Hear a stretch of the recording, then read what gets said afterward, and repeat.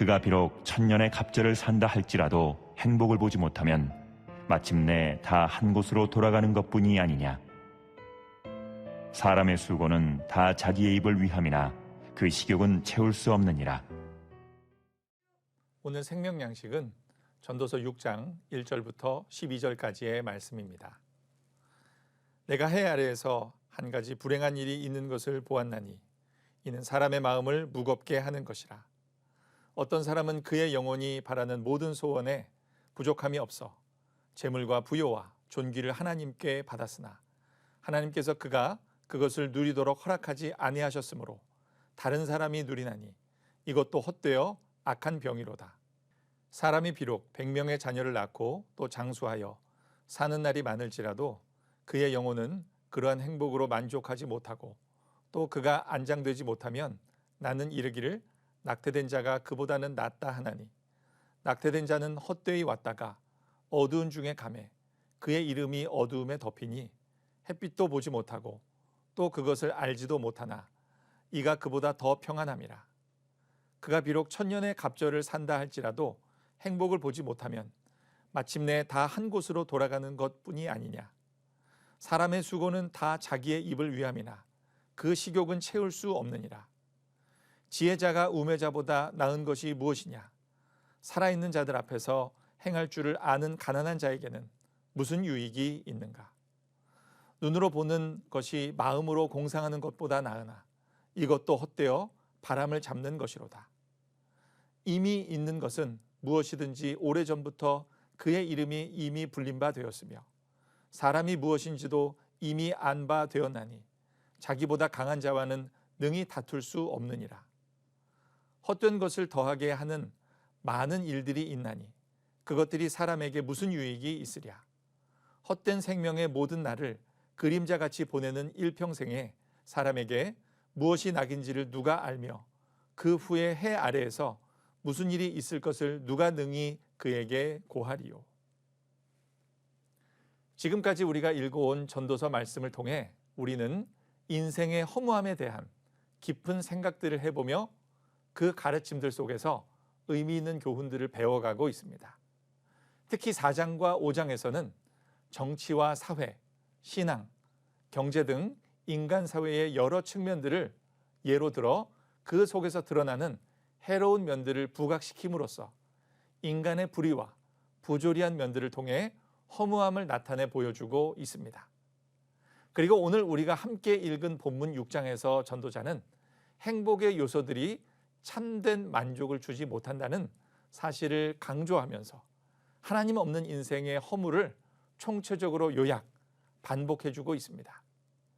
과연 무엇이 우리를 참으로 행복하게 하는지 오늘 말씀을 통해 생각해 보도록 합시다. 전도자는 말하기를 많은 것을 소유한다고 해서 당연히 행복해지는 것은 아니라는 것을 계속하여 강조하고 있습니다. 이것을 위해 전도자는 한 사람을 예로 들어 설명합니다.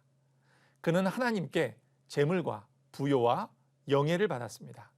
그래서 원하는 모든 욕구를 채운 사람이었습니다.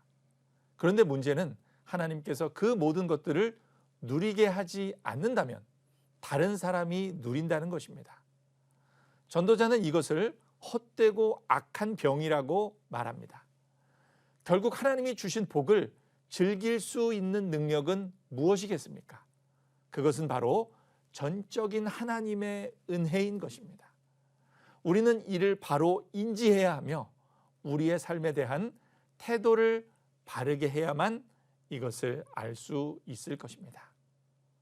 또한 이뿐 아니라 전도자는 사람이 100명의 자녀를 낳고 장수하는 복을 받았을지라도 그 인생은 만족하지 못하고 그를 매장해 줄 자식이 없을 수도 있다는 것입니다.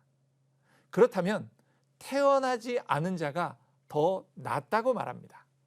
성경에서 많은 자녀와 장수는 복을 상징하지만 전도자는 그러한 복을 받았을지라도 그 인생은 행복하지 않을 수 있다는 것을 보여줍니다. 아무리 천년에 천년을 더 살아도 행복하지 못하면 아무 소용이 없습니다. 전도자는 많은 것을 소유한다고 해서 다 행복하게 사는 것이 아니라는 것을 보여주고 있는 것입니다. 그런 점에서 전도자는 인간의 욕구는 채울 수 없다고 분명하게 말하고 있습니다. 욕구를 채우지 못함은 지혜자나 가난한 자나 다 같다고 말합니다. 어느 계층이든 상관없이 이러한 상황에서 벗어날 수 없다고 말합니다. 그러면 어찌해야 할까요? 이 격언은 자신이 가지고 있지 않은 것을 욕심내기보다는 지금 가지고 있는 것에 만족하는 것이 더 낫다는 것을 가르쳐주고 있는 것입니다. 왜냐하면 인간의 탐욕은 끝이 없으며 그것은 영원히 채울 수 없는 것이기 때문입니다. 그런 점에서 우리는 사도 바울이 말한 자족하는 자세를 반드시 배워 어떤 상황에서든 감사의 삶을 살아야 할 것입니다. 세상 가운데 살아가는 우리들 모두는 연약하기에 하나님이 세상을 다스리시는 모든 방식을 이해할 수는 없습니다. 그러므로 인간은 살면서 이해해 나가거나 만족할 수 없는 문제를 놓고 주권자이신 하나님께 도전하거나 논쟁을 벌일 수 없으며 그래서도 안 됩니다. 우리의 삶 속에서 진정한 즐거움을 발견하기 원한다면 이것을 겸허히 받아들일 수 있어야 합니다. 우리는 하나님의 지으신 피조물이고 한계를 가진 유한한 존재라는 것을 인정한다면 하나님께 도전하거나 논쟁하는 일은 반드시 중단해야 할 것입니다. 오늘날 우리가 살아가는 세상은 하나님 없이도 많이 소유하면 더 행복해질 수 있다고 때때로 우리를 부추기고 있습니다. 그러나 전도자의 관찰에 따르면 소유 그 자체는 우리의 만족을 보장해 주지 않습니다.